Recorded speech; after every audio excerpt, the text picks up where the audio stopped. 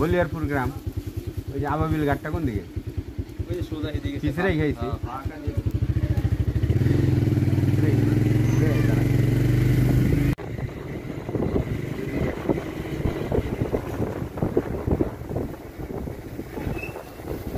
ভাই আবাবিল ঘাটটা কোন দিকে?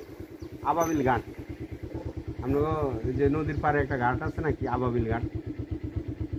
আবাবিল ঘাটটা এটা অনেক তেলহনি কিন্তু পাকদি ঘাটের পাকদি ঘাট মানে এমনিতে ফেসবুকে পাইলাম এটার মধ্যে লেখা আবাবিল ঘাট। ও তাহলে এই ফাঁকার মাথাতে ওই যে লাস্টের মাথায় ডাকাতিয়ার পাড়ে।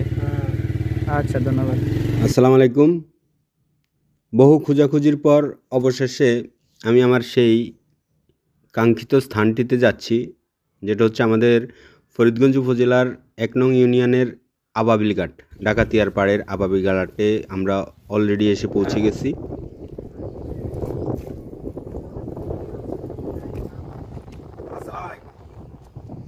এটা হচ্ছে আমাদের ফরিদগঞ্জ উপজেলার একেবারে সর্ব উত্তরের গ্রাম। গ্রামের নাম কি রে ভাই? গ্রামের নাম কি? বলিয়ারপুর গ্রাম। এই বলিয়ারপুর গ্রামের এই আবাবিল ঘাট, আজকে আমরা এই আবাবিল ঘাটটা দেখতে এসেছি। আসলে এইখানে সবচেয়ে সৌন্দর্য হলো এটা ডাকাতিয়া নদী। এই ডাকাতিয়া নদীর পাড়ে যে বট গাছটি দেখা যাচ্ছে, এই বট গাছের নিচে আসলে একেবারেই মানে যেটাকে প্রকৃতির উজাড় করে দেওয়া যেটাকে বলা যায়, প্রকৃতি এখানে উজাড় করে দিয়েছে সব কিছু। যদি আমাদের ফরিদগঞ্জে, আসলে আমার বাড়িও ফরিদগঞ্জে ৮ নং পাইকপাড়ায়, এত সুন্দর স্থান আমি আর কখনোই আসিনি, আজকেই প্রথম এসেছি। খুবই ভালো লাগে।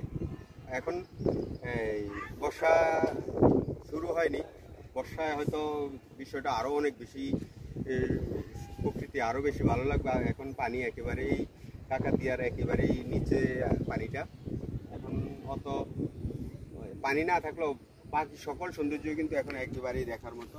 বিশেষ বট গাছটি মনে হয় প্রকৃতির মধ্যে বট গাছের সংযোজনটি আরও বেশি ভালো হয়েছে।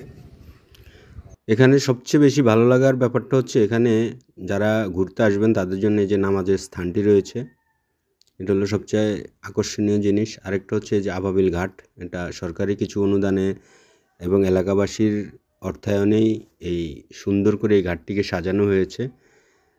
এখানে আসলে বর্ষাকালেই মূলত সবচেয়ে বেশি ভালো লাগে। এখন যেহেতু বর্ষা নেই, তারপরেও ভালো লাগে। এখানে উপরে যে সাইনবোর্ডটি দেখুন, এটা আমার কাছে খুব ভালো লেগেছে। ধূমপান ও মাদক মুক্ত